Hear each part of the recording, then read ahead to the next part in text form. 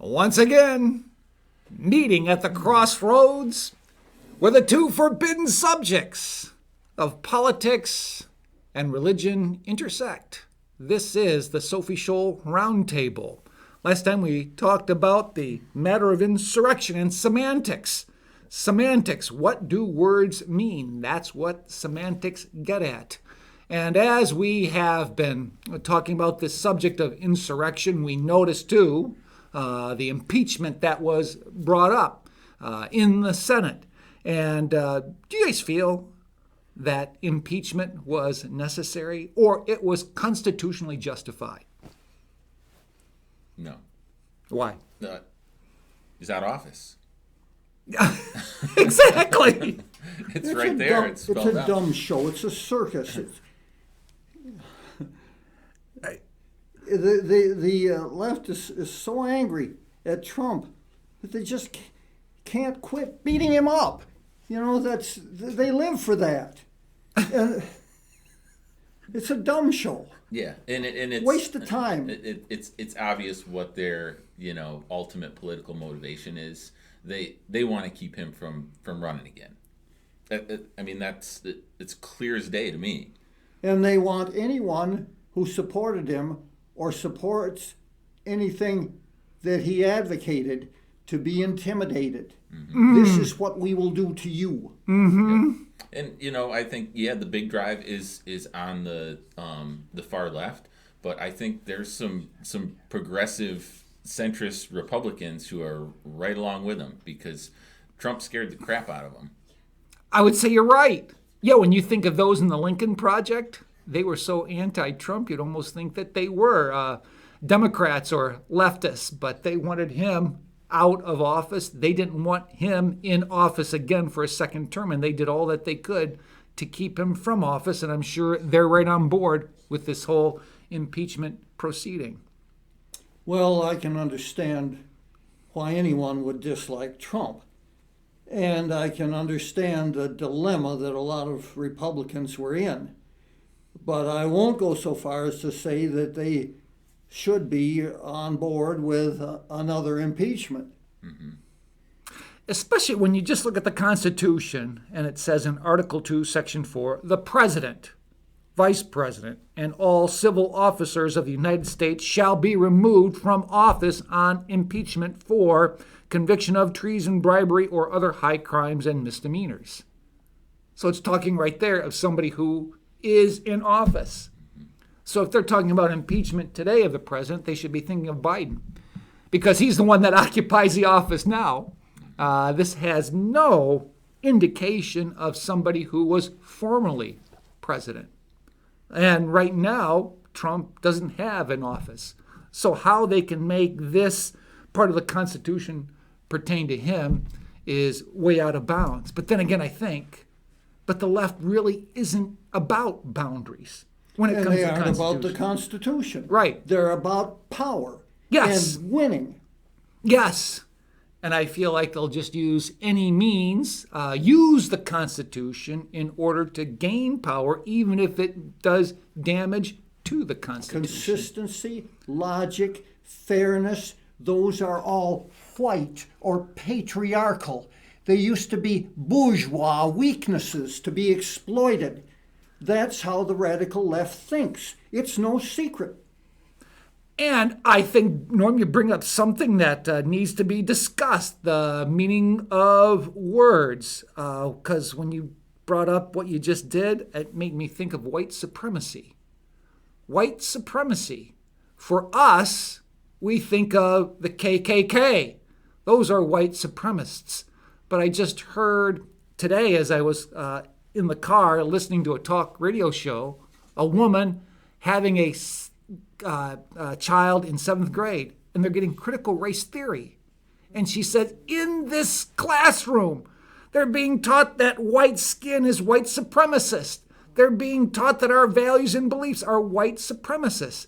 And she was just totally frustrated as to what kind of education is being inculcated in the minds of youth that are as young as 7th grade. Well, the radical left feels it has the right to redefine words and concepts and tell everybody not only what they should think, but what they do think. What they should and do think, so that words no longer mean what they used to. We see what's being done with the Constitution. We can see that being done with words such as white supremacist. Sure, didn't you ever read 1984? Newspeak, the new political language where every word is a lie. Right. And I think you really got to nail down definitions of words in That's what order. we have today. Yeah. Right. Right.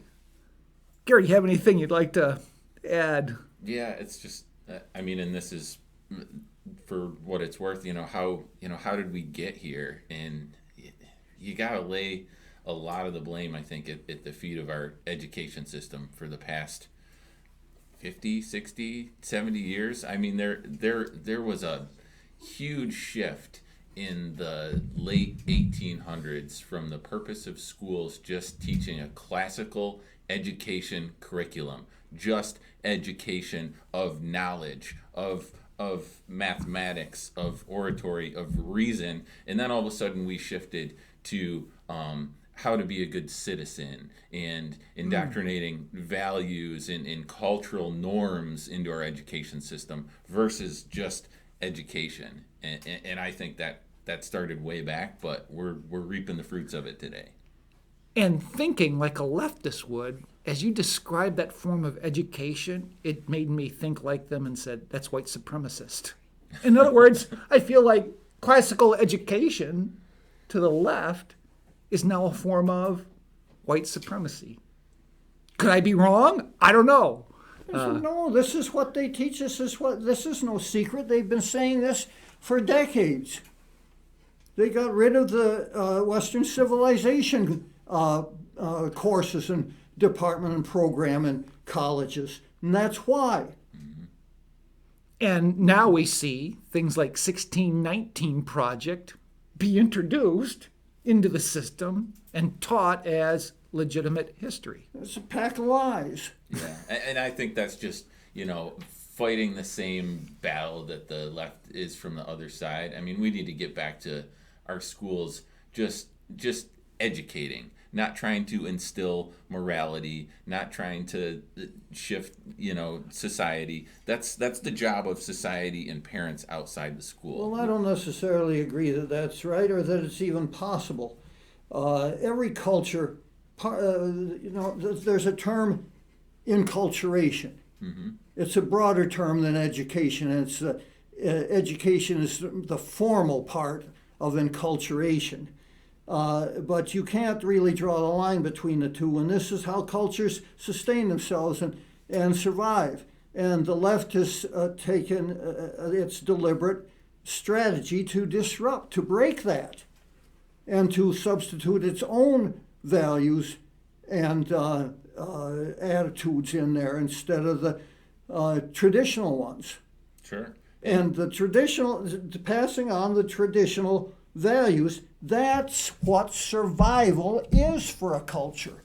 Yep. And I'm speaking in terms of public education, which I think, is kind of outdated anyway. And I agree with you, Norm, that it might be the job of educators to instill some societal norms and some cultural values. But I think if we're going to make it a public function, that institution should just be bare bones education of facts.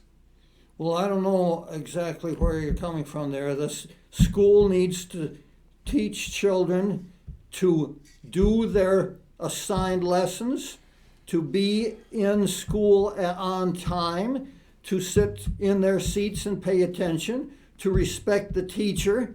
Those are societal values. Yeah, those are basics. I'm thinking more of what's in the schools today in terms of political education, participation in government type classes. Like I don't think those need to be in a public setting. I think if you're gonna, and me personally, I would love to pull the plug on public funded education altogether, and that way you have a marketplace of ideas for parents to choose, based on their child's strengths and abilities, what type of school that they go to. But I think if it's going to be in the public square, if it's going to be public for everybody, it should be as neutral in terms of cultural norms as possible. Well, see, here we have the defining difference between a libertarian and a conservative. You have this ideological idea that government should be so small that it doesn't provide education. Well, I think that it has provided education long enough and done well enough at that. And I'm speaking as a historian, and I'm talking about way back to the one-room schools that started in New York State in 1814. Well, let's go back to the 1700s in the Massachusetts Bay Colony. Yes, the Massachusetts was the first state to mandate public education. Mm-hmm. And they did it. I think they did it well. But here's the danger: you create that institution, and it's all fine and dandy as long as your values are in there. But then you have that institution, and when the other side gets control of it, that's where it goes off the rails. You're addressing though the secondary problem, not the primary problem. No, I think the primary problem is the creation of the institution. Yeah, you're throwing out the baby with the bathwater. I just feel like there is a way without publicly funding education that you can serve those who can't afford it through scholarships and charity and private investment. Okay, can you point out some examples or some data to support that conclusion? Well, I think getting back to the early Massachusetts Bay Colonies, sure, it was public school and it was mandated, but it was very efficient, and I feel like in that culture, the vast majority were on board almost to the point of it being voluntary. And was it really local control? The effectiveness and the quality of public schools varied considerably from time to time in the one-room school era, which is like from 1642 up to 1942. And the thing is that the parents had control. If they wanted to hire a good teacher and were willing to spend the money, they got a good education for their children. If they didn't, well, then they didn't get a very good education. Right. And when we think of public education, I like using the term government-run education. In other words, it's funded by taxpayers, and it's basically controlled by the government, run by the government. And I think the element of freedom needs to be introduced in ways that the money and the power follow the students and the parents. Well, I'm going back again to conservative empiricism. The government, the popular government, the free government of the United States was a radical experiment. There was no guarantee. I think the founding fathers would have been surprised, a lot of them, that if it lasted over 50 years. But one thing they pretty much agreed on is that for it to have any reasonable chance at all, you had to have both a educated and a virtuous electorate, a populace. And consequently, the public schools were classified as a benevolent institution, and that the states, one after the other, I think, learning the lesson of the examples of where it worked, as in Massachusetts, adopted the public education one-room school system. And it did work. It could work. I read old things all the time.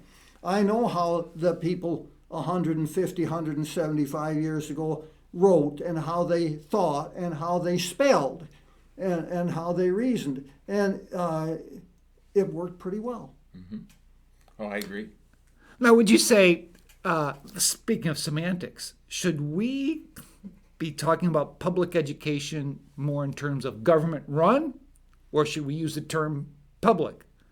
For me, I want to use the term government run to show that I have a bias here. Government just has too much power in education and over parents. I think you have to consider the aspect of unionized educators as well, and that goes hand in hand with government run. And I don't know the history of teachers unions well enough to say when that came into play, but I think that's a huge factor now, and we're seeing it play out in terms of this COVID situation where the parents and the parents are pressuring the boards and the local administrators, but it's like pulling teeth to get the teachers back in the classroom because the unions have so much power and they're overly concerned about the virus, in my opinion. You're right about that. If you examine the minutes of meetings of the teachers' associations in early periods, just to say the early and mid 20th century, their concerns were the welfare of the children, the effectiveness of the teaching, and things of that nature. Once there became a union, it's all about the benefit for the teachers, or really for the union officials. Mm-hmm. And it's a pernicious, it's a conflict of loyalties. And public sector unions were illegal, up until the 1960s. And that's a real serious problem. It may be a fatal problem, and there may be no solution. Because when people learn, labor unions were the first to discover the power of organization. Mm-hmm. And the left has learned that lesson. And I don't know how many different groups have learned that lesson, special interests, the power of organization to get things done that they want at the expense of the general society. Well, everything contains the seeds of its own destruction, and that may be those seeds for our civilization. Not all problems have a solution. Civilization and free government, neither one of them are the normal state of are the normal human condition. We may be in a brief period that's totally exceptional, and that we may fall back into the Stone Age or the Middle Ages. It's hopefully not that far, but I hear you. And yeah, I think we can find common ground on public unions. They monopolize the labor in that sector,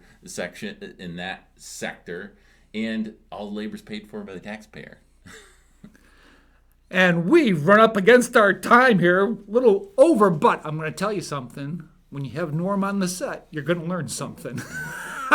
And you also find out a contrast, libertarian, conservative. Hopefully next time we'll be on, we'll have a socialist with us here who might see differently than the three of us do. So hopefully that'll take place, and we'll have two atheists, two evangelical Christians talking about religion and politics on the same show, civilly. Bye for now.